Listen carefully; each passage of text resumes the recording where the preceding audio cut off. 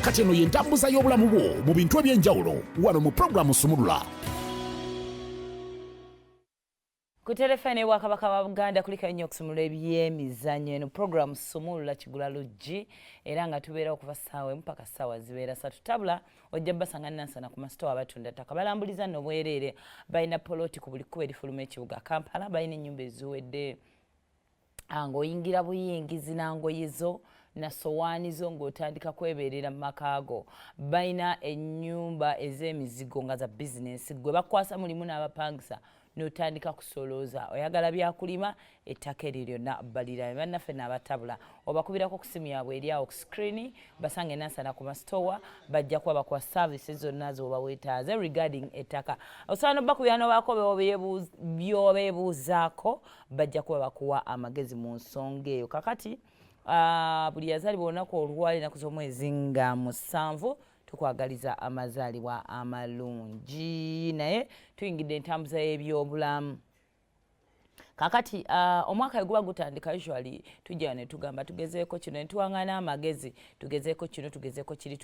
tugezeeko kiri abamu babeera lucky ne batandika okubaako bye bakola amba bakiplaninga sometimes weetaaga muntu kugamba nti you can do it naye kati eno gye twolekedde ng'ebula emyezi 5 omwaka okubanga gugwako kati tuli ku checkpoint tuyingidde bye twakolera bye tubadde tuyayanira omwaka gwonna byo bitambudde bikomyewa abantu abamu nga nange mwendi wano ogenda n'obakuka investment kokola n'okalekeeyo aye n'okomawo n'ofata buto neweerabira ojja keera ku makya nga kapolotiko kuwajja muntu yaba yaye bakatandisa okukalya mpola ate bannaye teri muntu aye nogosanza bba oba kali katugambe poloti takali ngo omuntu atandisa oddukeko ekitulako naye bw'osangawo kiba kizimbe wali nno buno bwana kwataano olaba omusajja nga ati muga mukulu oluwanyi lwange luulubi osanga omuntu yakakoccula dda nga ekizimbe kye kisalizawo kali nokala nolutalo lutandikirewo ekyo enziba yakyo asima omusingi gye guli gyolaba ewuwo ng'agukola ki aguyisa wansi bwa agusima olaba kakati gwe bojja ogamba abazimbi waki muzimbye wange nti kubira mukama waffe kakati bw'okubira mukama waabwe ye nga munyambe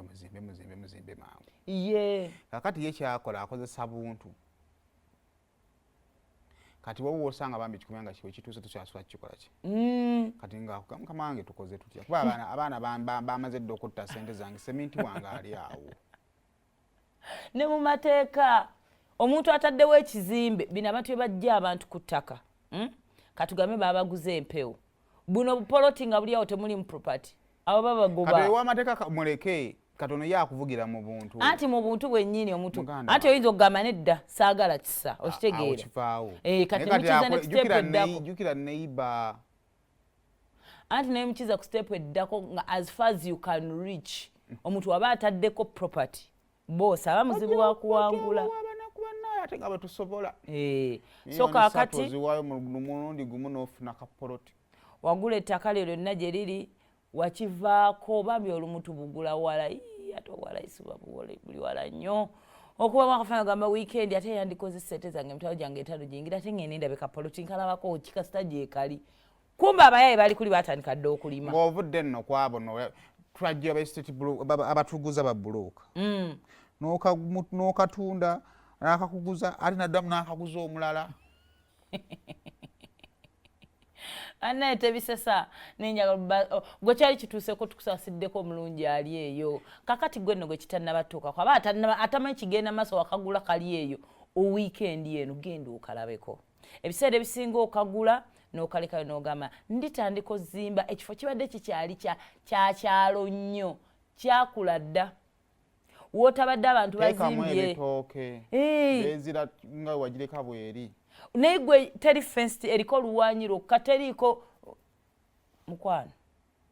omwaka gujja kusalira bwereeri ate odde mu mbirigo odde mu mateeka odde mu ddogo odde mu mpalana naye ng'olumu bwali bulagajjavu bwo ne neiba we yagula waleka gwe wekka gwe wagula musajja nolayaja mukaga omuleka kantu katwalirawo obulamu bwo bambi babirabyeko ate nga bali mu kubba nti bali kubba aye n'omubbi asobola okwekalizamu nga mukambwe nnyo ovudde aye nali akozesezza obuntu bulamu n'agamba tukabale nkakuweemu mmeka oyo nno si kale omuntu akubba naye nga yakusinga obukambwe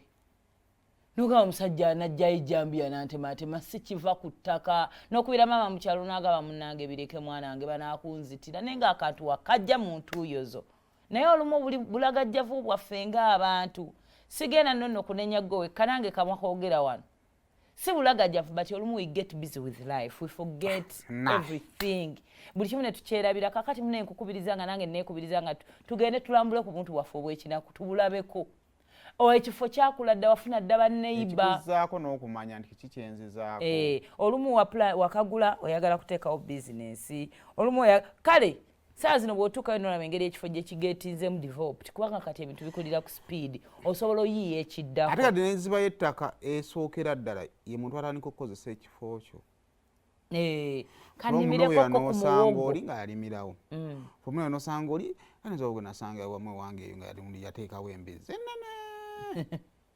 olwo atandika okujja bwe bati bascooters we batandika mugamba ate nsaba jja ebifukuzi biwala abiki ebifukuzi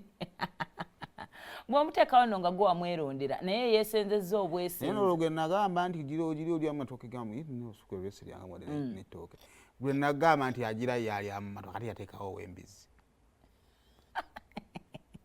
olemererwa bannange gamba jjawo libeerewo kasatu lifa si nti no libeerawo kaluligaga so mugende mukebere ku bintu byammwe abali e Bulaaya wagula waweereza eno you know but making sure planning abambi and actually ku bintu by'ettaka ebyo naddala ebyokugula abantu abali ebweru naddala nga muguze olumugana ne mugula ku bataata nga bamaama tebakkiriza kati ettaka ne mutalikozesa abaana basigala ku ttaka nga balikozesa ng'erikyali eryabwe taata asobola okusikira wakati awo muganda wange n'obonaabona okukakasa ensinte ettaka waligula bwe mwajja ne mugula muzeeyi n'abalambuza bwe muguze abaana basigala nga bakyalimiramu bakyalundiramu ente muli mu kuzimba nkaayana za ttaka zijja mu maaso eyo gwayogera nagamba anti wokimanyi wagula ku taata nannyini ttaka kumbe mulimu abaana mulimu maama otandika okuzimba olutalo lw'otaasobole so bw'ogula ekintu it is very important oba ozimbye emiti oba osimbye emiti okwetawula ekibanja ekyo walina obbaawo enkyukakyuka eri visible eyawula ettaka eryo ku ttaka ekkadde so mukwano kitunulemu kirowoozeemu abamu obadde opulaninga naddala abantu abali ebweru olaba ffe abali wano tulemererwa opulaninga guno omwaka wali ogambye ojja kujja naye kati okusinzira ebintu gwe nga woobiraba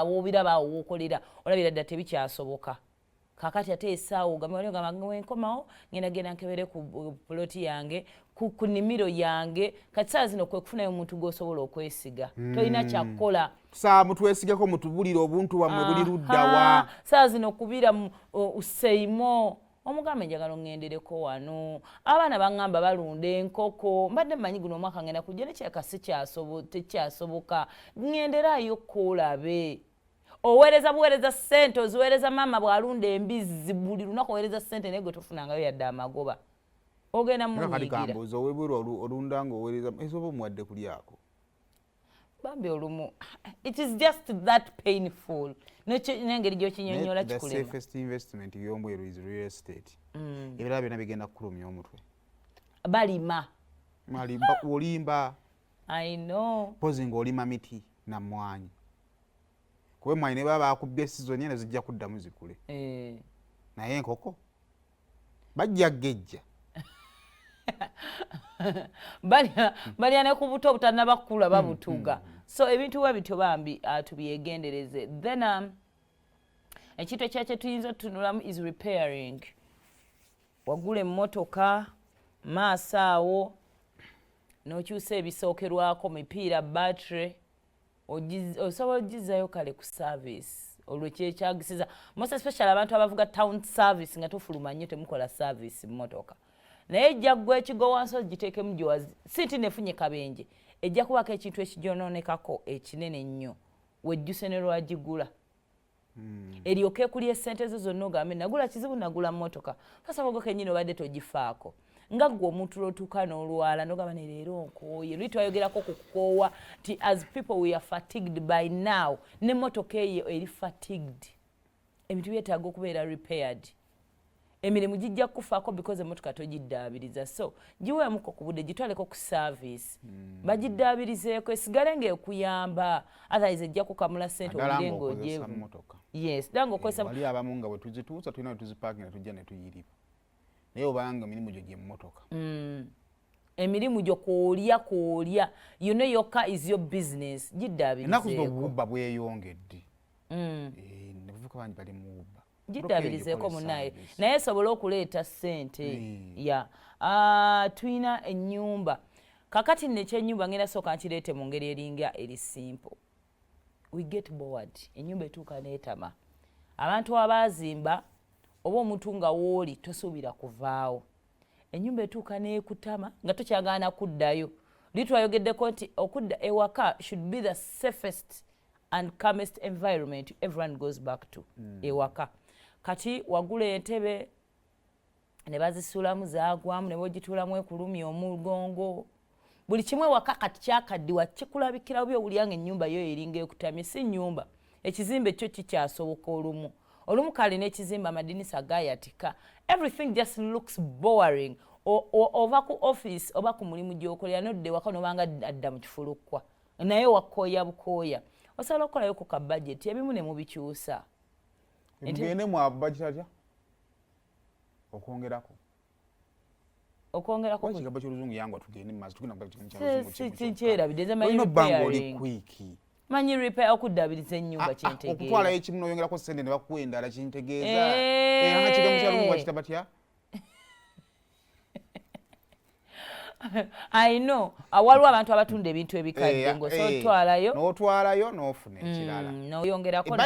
ebiseera ebisinga mu bulamu okulabirira obulungi ekintu gye tutandikidde ne weba protiyo ne wekiba kipyo byonna kikuyambako mu kwakwayalinga ekirala yes waliwo omuntu by the way kino ngenda kibawanga trick olaba seemu emmotoka gy'olina olunaku lw'oligikwata n'ogitunda kijja kubeera kizibu okuzzaawo emmotoka kijja kubeerera kizibu naye omuntu lw'otandikanga n'ogamba nti nvuza emmotoka manyi ogenda vuga emmotoka otoping up just kobadde onoonya buno obugamba tukogeranga just bujja nze badde nkugezesa so n'ebintu mu nnyumba fridge eyabadde ntono girabirire bulungi zaayo topping up